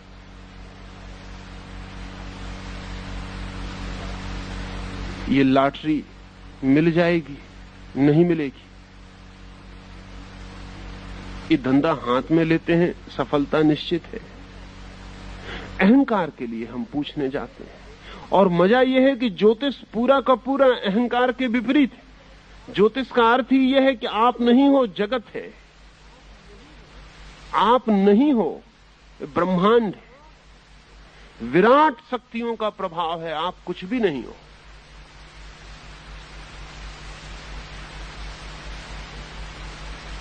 इस ज्योतिष की तरफ ख्याल आए और तभी आ सकता है जब हम इस विराट जगत के बीच अपने को एक हिस्से की तरह देखें। इसलिए मैंने कहा कि सूर्य से किस भांति सारा का सारा संयुक्त और जुड़ा हुआ है। अगर सूर्य से हमें पता चल जाए कि हम जुड़े हुए हैं, तो फिर हमको पता चलेगा कि सूर्य और महासूर्यों से जुड़ा हुआ है। कोई 4 अरब सूर्य हैं और वैज्ञानिक कहते हैं कि इन सभी सूर्यों का जन्म किसी महासूर्य से हुआ है। अब तक हमें उसका कोई अंदाज नहीं, वो कहां होगा। जैसे पृथ्वी अपनी कील पर घूमती है और साथ ही सूरज का चक्कर लगाती है, ऐसे ही सूरज अपनी कील पर घूमता है और किसी बिंदु का चक्कर लगा रहा है। उस बिंदु का ठीक ठीक पता नहीं वो बिंदु क्या है जिसका सूरज चक्कर लगा रहा है। वो विराट चक्कर जारी। जिस बिंदु को सूरज चक्कर लगा रहा है, वो बिंदु और सूरज का पूरा सौर परिवार भी किसी और महाबिंदु के चक्कर में संलग्न है। मंदिरों में परिक्रमा बनी है, वो परिक्रमा इसका प्रतीक है कि इस जगत में सारी चीजें किसी की परिक्रमा कर रही हैं। प्रत्येक अपने में घूम रहा है और फिर किसी की परिक्रमा कर रहा है। फिर वे दोनों मिलकर किसी और बड़े की परिक्रमा कर रहे हैं। फिर वे तीनों मिलकर और किसी की परिक्रमा कर रहे हैं। वो जो अल्टीमेट है जिसकी सभी परिक्रमा कर रहे हैं, उसको ज्ञानियों ने ब्रह्म कहा है। उस अंतिम को जो किसी की परिक्रमा नहीं कर रहा, जो अपने में भी नहीं घूम रहा और किसी की परिक्रमा भी नहीं कर रहा। ध्यान रखें, जो अपने में घूमेगा वो किसी की परिक्रमा जरूर करेगा। जो अपने में भी नहीं घूमेगा वो फिर किसी की परिक्रमा नहीं करता। वो शून्य और शांत है। वो धुरी, वो कील जिस पर सारा ब्रह्मांड घूम रहा है, जिससे सारा ब्रह्मांड फैलता है और सिकुड़ता है। हिंदुओं ने तो सोचा है कि जैसे कली फूल बनती है फिर बिखर जाती है, ऐसे ही पूरा जगत खिलता है, फैलता है, एक्सपेंड होता है, फिर प्रलय को उपलब्ध हो जाता है। जैसे दिन होता है और रात होती है, ऐसे ही सारा जगत का दिन है और फिर सारे जगत की रात हो जाती है। जैसा मैंने कहा कि 11 वर्ष की एक लय, 90 वर्ष की एक लय, ऐसा हिंदू विचार का ख्याल है कि अरबों खरबों वर्ष की भी एक लय है। उस लय में जगत उठता है, जवान होता है, पृथ्वियां पैदा होती हैं, चांद तारे फैलते हैं, बस्तियां, लोग जन्मते हैं, करोड़ों करोड़ों प्राणी पैदा होते हैं और कोई एक अकेली पृथ्वी पर हो जाते हैं, ऐसा नहीं। अब वैज्ञानिक कहते हैं कि कम से कम 50,000 ग्रहों पर जीवन होना चाहिए, कम से कम। ये मिनिमम है, इतना तो होगा ही, इससे ज्यादा हो सकता है। इतने बड़े विराट जगत में अकेली पृथ्वी पर जीवन हो, ये संभव नहीं मालूम होता। 50,000 ग्रहों पर, 50,000 पृथ्वियों पर जीवन है, अनंत फैलाव है, फिर सब सिकुड़ जाता है। ये पृथ्वी सदा नहीं थी, सदा नहीं होगी। जैसे मैं सदा नहीं था, सदा नहीं होऊंगा, वैसे ये पृथ्वी सदा नहीं थी, सदा नहीं होगी। ये सूरज भी सदा नहीं था, सदा नहीं होगा। ये चांद तारे भी सदा नहीं थे, सदा नहीं होंगे। इनके होने और न होने का वर्तुल घूमता रहता है। उस विराट पहिए में हम भी कहीं एक पहिए की किसी धुरी पर न होने जैसे कहीं हैं। और अगर हम सोचते हो कि हम अलग हैं, तो हमारी स्थिति वैसी है जैसे कोई आदमी ट्रेन में बैठा हो। मैंने सुना है कि एक आदमी एक हवाई जहाज में सवार हुआ और जल्दी पहुंच जाए इसलिए तेजी से हवाई जहाज के भीतर चलने लगा। जल्दी पहुंच जाने के ख्याल से स्वाभाविक तर्क है, अगर जल्दी चलिएगा तो जल्दी पहुंच जाइएगा। यात्रियों ने उसे पकड़ा और कहा कि आप क्या कर रहे हैं? उसने कहा कि मैं थोड़ा जल्दी में हूं। जमीन पर उसका जो तर्क था, वो पहली दफे हवाई जहाज में सवार हुआ था। जमीन पर वो जानता था कि जल्दी चलिए तो जल्दी पहुंच जाते हैं। हवाई जहाज पर भी वो जल्दी चल रहा था, इसका बिना ख्याल किए कि उसके चलना अब इर्रिलेवेंट है, अब असंगत है। अब हवाई जहाज चल ही रहा है, वो चल के सिर्फ अपने को थका ले सकता है, जल्दी नहीं पहुंचेगा। ये हो सकता है कि पहुंचते पहुंचते इतना थक जाए कि उठ भी ना पाए। उसे विश्राम कर लेना चाहिए, उसे आंख बंद करके लेट जाना चाहिए। धार्मिक व्यक्ति में उसे कहता हूं जो इस जगत की विराट गति के भीतर विश्राम को उपलब्ध है, जो जानता है विराट चल रहा है, जल्दी नहीं है, मेरी जल्दी से कुछ होगा नहीं। अगर मैं इस विराट की लयबद्धता में एक बना रहूं, वही काफी, वही आनंद।